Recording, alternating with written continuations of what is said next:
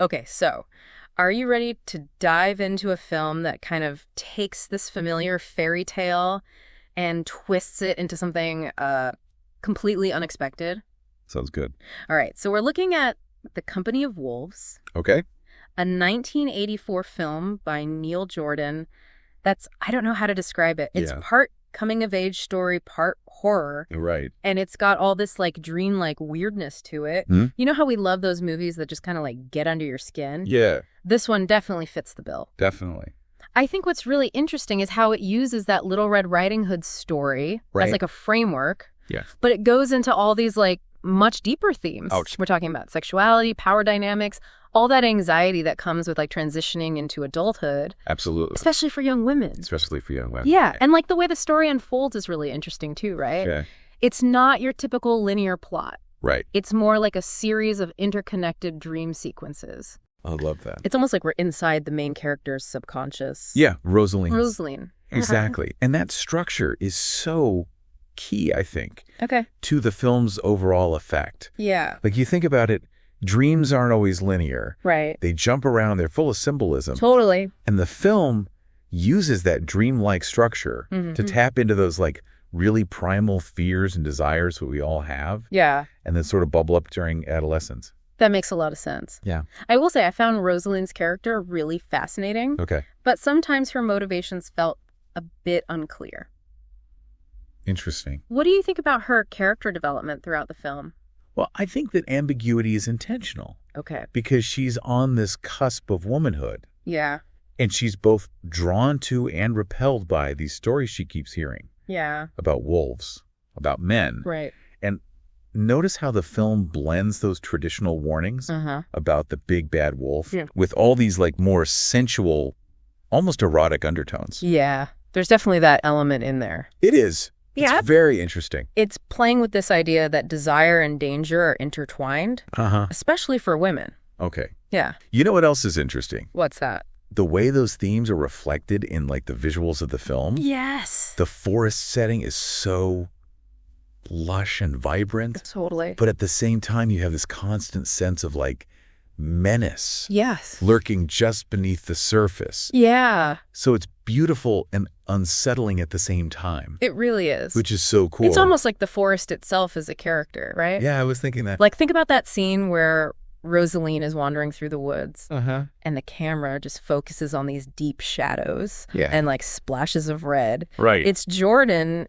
using color and light to create this uneasy beauty Right. that hints at this darker side of this fairy tale world. Oh, for sure. Yeah. And then you have those werewolf transformations, Oh my God. which are so terrifying, Yes. but also strangely beautiful Right. in a way. Yes. I know they use practical effects for those scenes. Yeah. How do they achieve that look? So practical effects, meaning they built physical props Oh, wow. and used makeup. Okay. There's no CGI.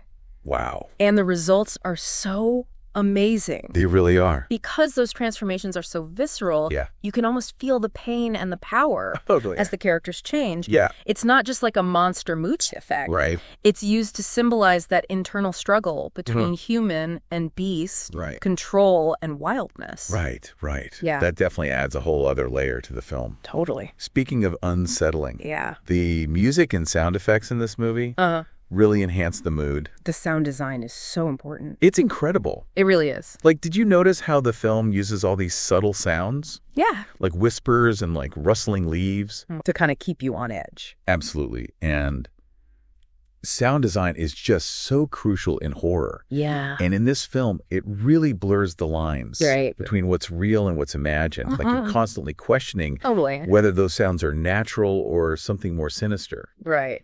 which I think reflects Rosaleen's own journey as she tries to figure out Yeah. fact from fiction, truth from fairy tale. Right, exactly. Yeah. It's like playing with your mind a little bit. It really is. Yeah. It's like the sound is another character creating this whole atmosphere Right. of tension Yeah. and unease. Yeah, and you never know Exactly. what's real and what's not. Totally. You know, I actually rewatched this film recently, Oh, cool. and it was crazy how much I missed. Oh, really? Like the first time, for example, that scene where the wolf's eyes are reflecting in the mirror. Oh, yeah. At first, it just seems like a creepy visual. Right. But then you realize it's a reflection of like Rosaleen's growing awareness of her own inner darkness. Exactly. Which I thought was really cool. And that's what makes the film so rewarding to watch again. Totally. You pick up on all these different layers of symbolism and meaning. Mm-hmm.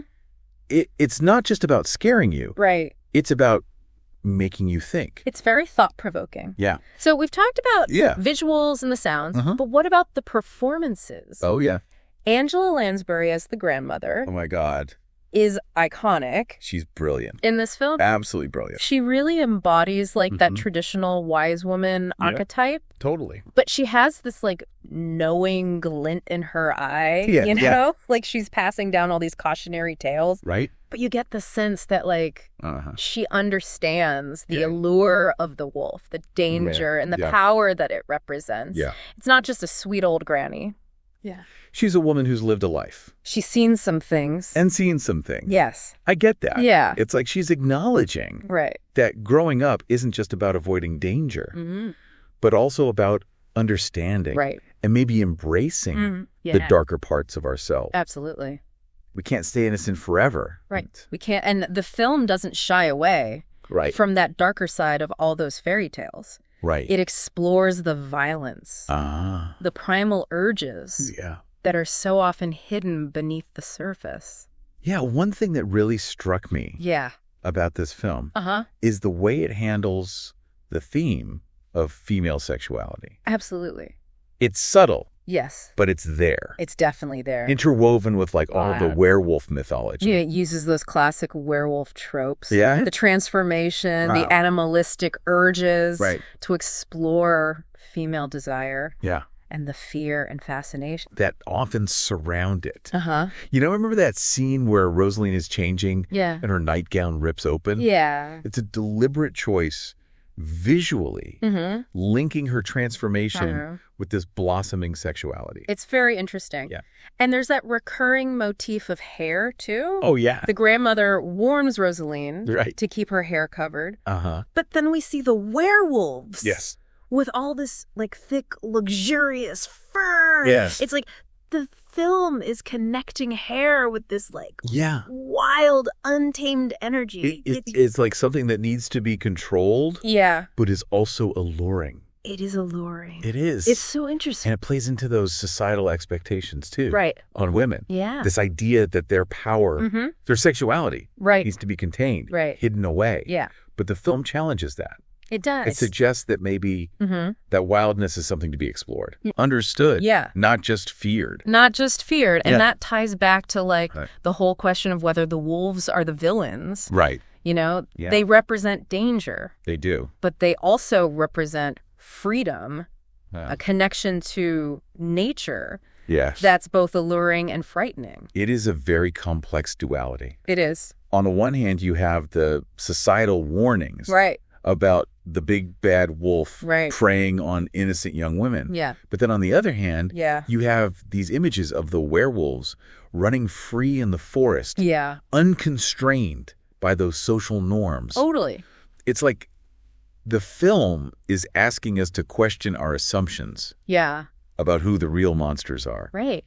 Yeah. Maybe the real monsters are the societal constraints. That's a great point. You know, that try to limit our freedom and our expression. Yeah. Especially for women. Especially for women. Yeah. It's definitely reading the film supports. And that's what makes The Company of Wolves so fascinating. Yeah. It doesn't give you easy answers or moral judgments. Right. It just presents these really complex ideas. Yeah. And invites you to figure it out yourself.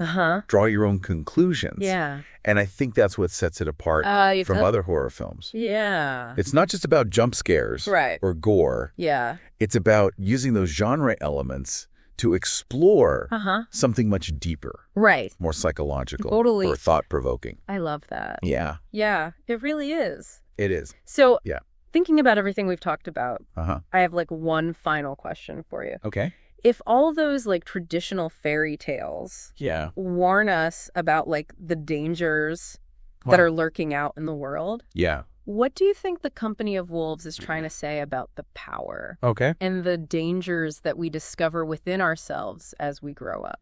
That's such a good question. Especially as young women, you know? And I think it gets to the heart of what makes this film so powerful. Okay. You know, we often think of fairy tales as these like simple stories with very clear morals. Yeah. But The Company of Wolves suggests that growing up isn't about avoiding danger. Right. You know, it's about recognizing that we all have this darkness. Yeah. This capacity for good and evil. Inside us. Inside us, exactly. So it's not about suppressing those darker impulses. Right. But learning to understand them. Totally. And maybe even integrate them. Into our lives. Think about how the film visually links the werewolf transformations with Rosaleen's sexual awakening. Yeah. It's not saying that female sexuality is monstrous. But it's acknowledging that it's a powerful force. Yeah. That can be liberating and frightening. Right. And that fear is often like projected onto women by society. Exactly. Like all those warnings about covering your hair. Yeah. Staying on the right path. Right. It's all about controlling that wildness and power. It's so interesting. It is. Yeah. But the film suggests that embracing that wildness, that inner wolf, is part of becoming a whole person. It's about finding a balance. Not letting it rule you, but not denying its existence either. So maybe the real lesson of The Company of Wolves isn't to fear the wolves, but to like learn to dance with them. I love that. You know, to recognize that they're part of us and to understand their power and choose how we wield it. Exactly. It's about taking ownership of our own narratives. Right. Even the messy parts. Even the messy parts. I like that. Yeah. That's a really powerful takeaway. I think so. We've given our listeners a lot to think about. We have. It's such a great film. It's not your typical fairy tale. It's not. But that's what makes it so captivating. It really is. It's visually stunning. Yes. Thematically rich. It stays with you. It does. Long after the credits have rolled. Absolutely. So if you're looking for a film that will challenge you, haunt you, make you see fairy tales in a whole new light, check out The Company of Wolves. You won't regret it. Until next time, happy viewing.